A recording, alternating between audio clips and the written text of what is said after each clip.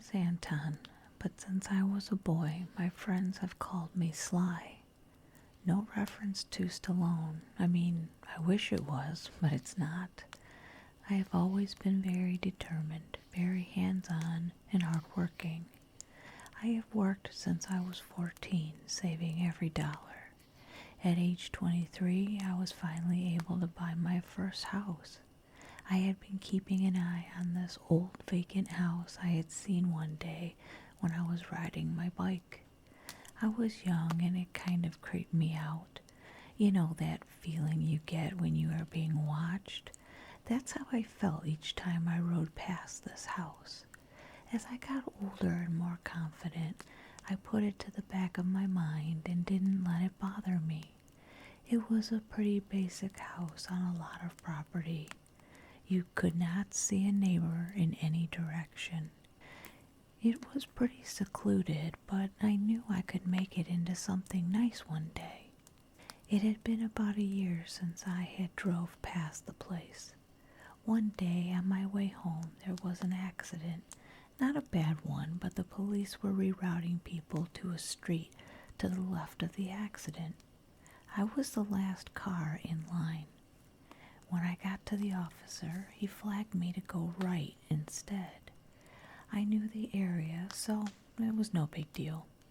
As I slowly drove past the officer, he had a weird smile on his face. I'll just call it. It was pretty creepy.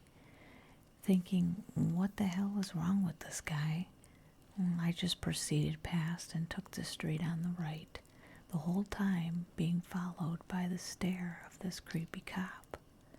I looked in my rearview mirror and I could see him smiling and waving goodbye, all goofy like a child would. He grew smaller in the mirror, and the further he got from me, I shook it off and headed for home.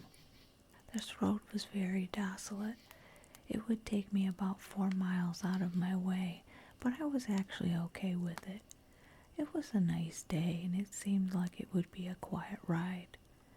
About 2 miles into it, I came up on the old house. I was floored.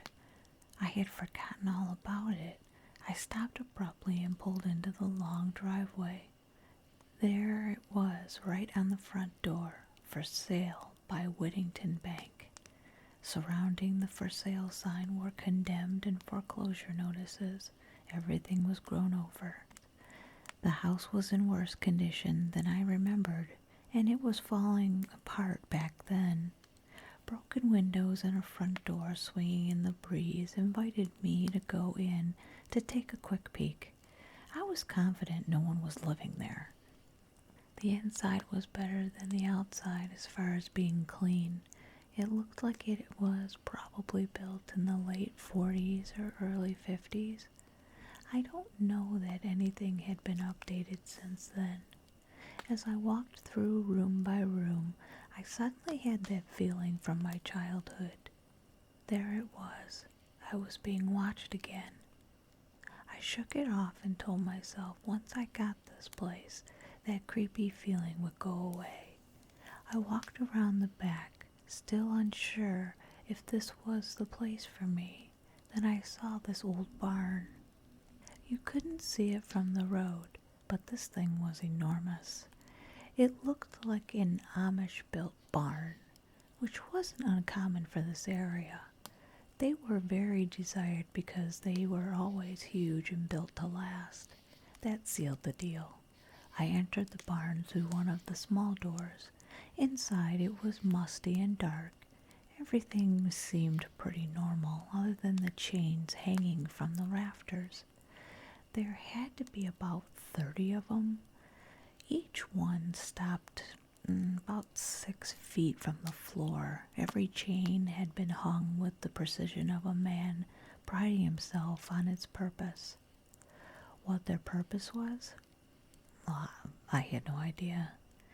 The creepy feeling I shrugged off in the house quickly returned.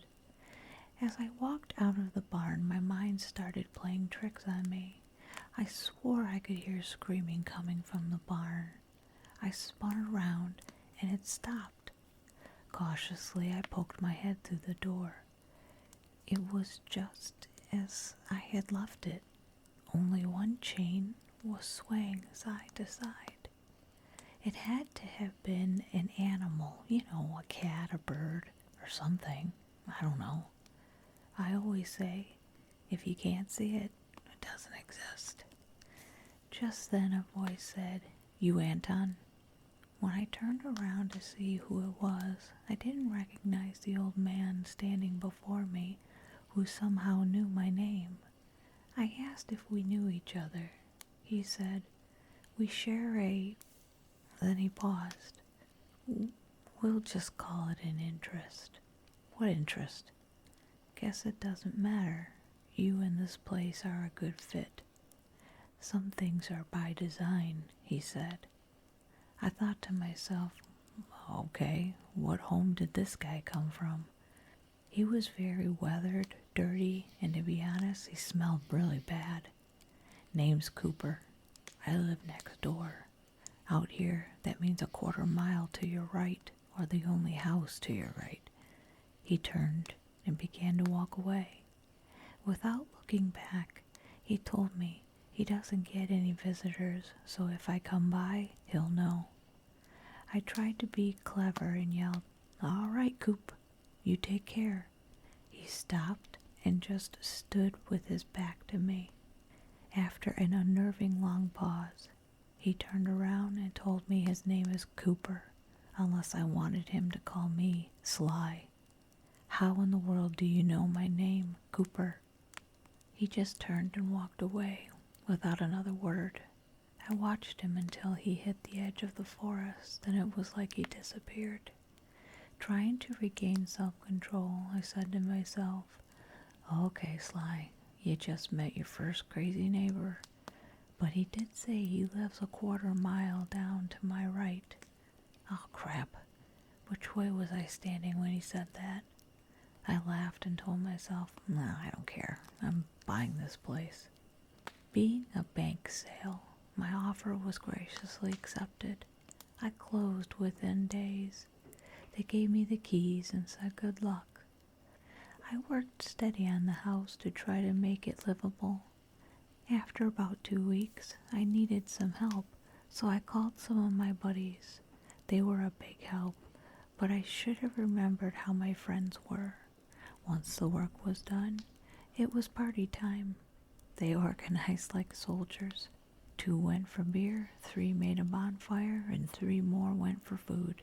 Somehow, when they returned, I had about 40 people at my house. I'll admit, though, I was tired, but I was having a pretty good time.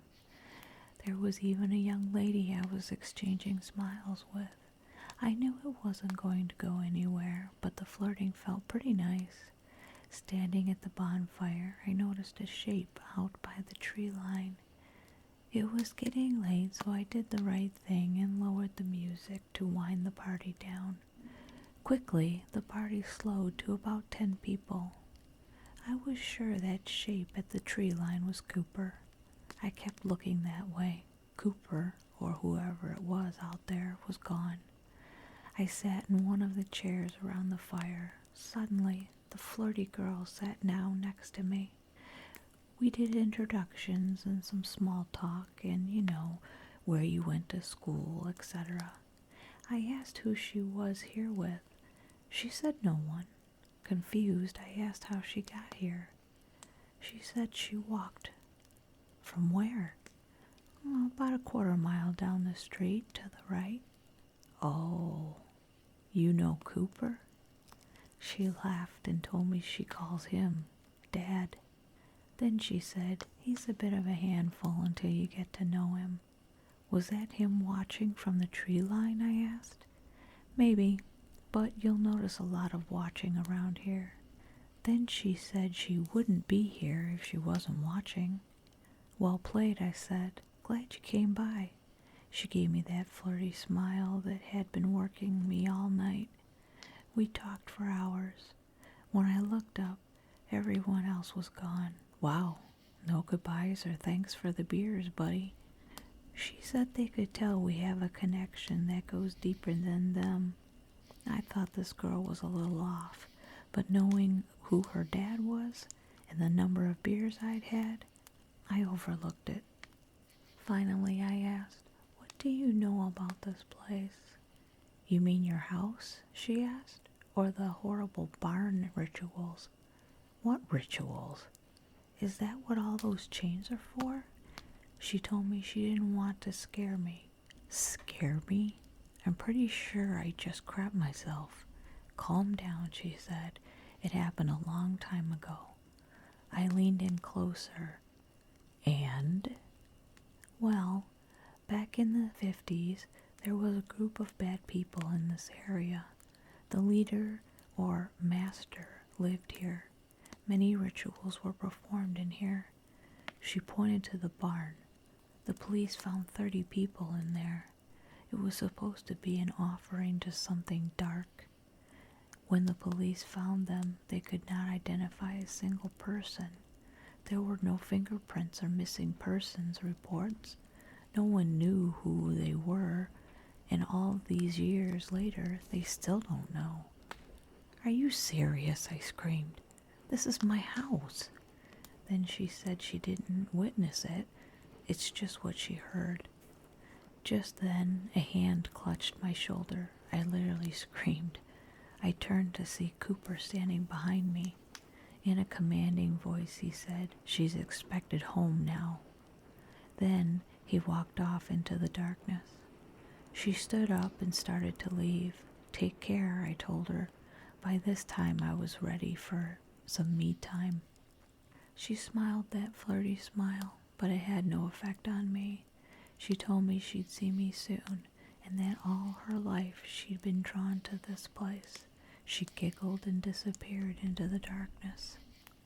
I sat next to the fire, just staring at its mesmerizing glow, and quickly fell asleep. I dreamt of the chains.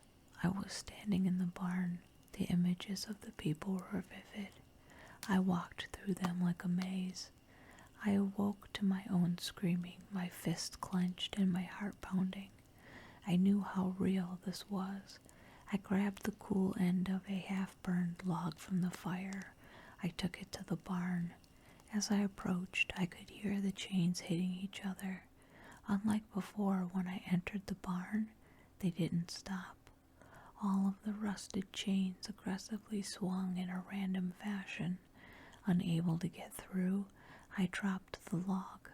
The embers instantly became flames. The dirt floor took the burning log like it had been saturated with gasoline. In a matter of seconds, the entire barn was engulfed in flames. I stepped out and backed to a safe distance. I sat in my chair by the bonfire. Someone sat down beside me. It was Cooper. We never made eye contact. The only things he said to me were, "Some things are by design. You were chosen." As I got close to the ground, I called the fire department. I put them on speed dial when I bought the place. In a matter of minutes, they arrived and had the fire extinguished. When asked what happened, I told them I fell asleep, and some bonfire embers must have ignited it. There was no rebuilding or insurance claims. A week later, I gave the house back to the bank, and I never went back. Friends tell me the house is scheduled to be bulldozed for blight reasons. I have never seen Cooper or his daughter again. I moved 3 hours away from that town with no plans of returning. I don't know if what I did was the right thing. Images of the barn still haunt my sleep. Many of my dreams quickly became dark nightmares whenever I would see the old barn in the far distance. It would call to me. Instantly, I would be at the side door kicking and screaming as I'm pulled inside. I fear I'll never be free of its grasp of me.